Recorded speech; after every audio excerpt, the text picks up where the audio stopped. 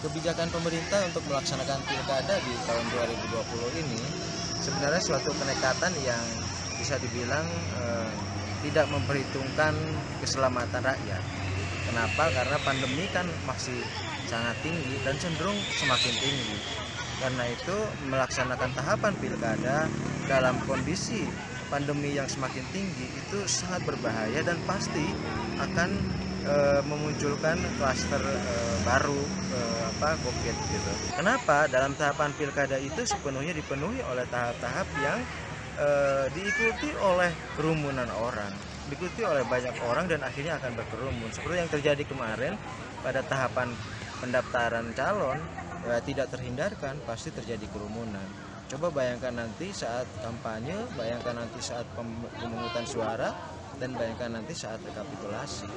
Pasti itu akan mendatangkan banyak kerumunan dan hasilnya apa? Hasilnya adalah pasti akan memunculkan klaster baru COVID di pilkada, gitu. Klaster kampanye, klaster pemungutan, klaster rekapitulasi, gitu. Dan itu sebenarnya sangat disayangkan. Kenapa pemerintah tidak concern atau cenderung menyepelekan keselamatan rakyat, gitu. Nah, karena pelaksanaan pilkada ini sudah jalan, ya kita harus berpikir bagaimana agar pilkada itu berjalan tetapi tidak disertai dengan kerumunan massa, tidak disertai dengan kemungkinan COVID yang semakin berkembang. Nah, jangan sampai kita melakukan pilkada kemudian COVID-19 yang berjingkrak gitu, kegirangan karena dia mendapatkan massa yang jauh lebih banyak.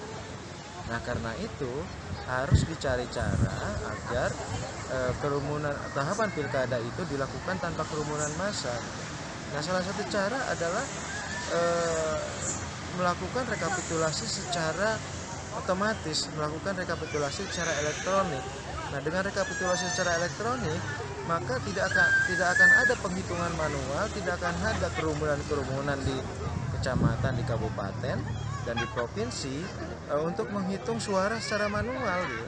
Nah, karena itu sistem informasi rekapitulasi atau katakanlah Sirekap seperti yang dikatakan oleh KPU atau itu disebut juga sebagai electronic recapitulation atau e-rekap itu tak terhindarkan di saat ini gitu. Nah, jika kita memang benar peduli pada keselamatan rakyat, maka rekapitulasi elektronik itu tak terhindarkan gitu. Kalau tetap ingin melaksanakan secara manual dengan berbagai alasan, berarti memang tidak peduli dengan nyawa rakyat, tidak peduli dengan keselamatan rakyat. Bisa dilihat misalnya kemarin saat pendaftaran calon saja sudah demikian membludak orang dan mereka banyak yang tidak mempraktekkan istilahnya mempraktekkan kesehatan ya, faktor kesehatan gitu. Dengan demikian maka kemungkinan penularan itu sangat tinggi. Nah, bagaimana saat kampanye, bagaimana saat penghitung, bagaimana saat rekapitulasi, pasti akan semakin membludak lagi gitu.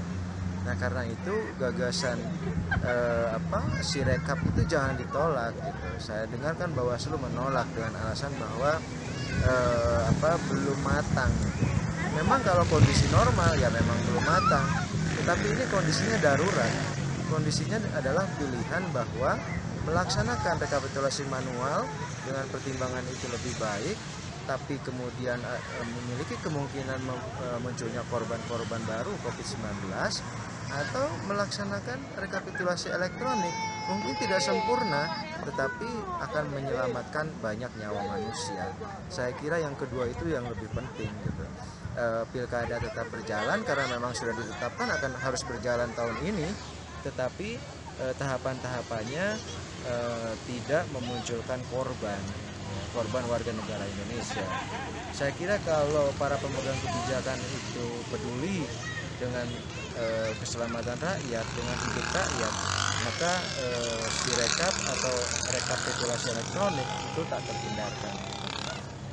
Saya kira itu bahasan yang saya kira ini pengulangan karena memang harus diulang agar orang-orang tahu atau pemegang kebijakan itu paham bahwa kondisinya sekarang darurat seperti kata Pak Jokowi. harus ada sense of crisis dong. Jangan business as usual. Artinya ya mungkin si rekapitulasi elektronik sekarang belum sepenuhnya siap. Harus dipersiapkan secepat mungkin, bergerak cepat agar kemudian pada di bulan Desember nanti itu memang sudah benar-benar siap. Oke, saya kira itu pembahasan kita kali ini tentang Pilkada 2020 dan COVID-19, dan concernnya adalah Pilkada tetap terlaksana, penghitungan bisa berjalan dan Pilkada menghasilkan pemenang yang sah, tetapi kemudian tidak memunculkan korban baru COVID-19. Jadi caranya adalah dengan rekapitulasi elektronik. Saya kira itu, terima kasih. Jangan lupa like dan subscribe.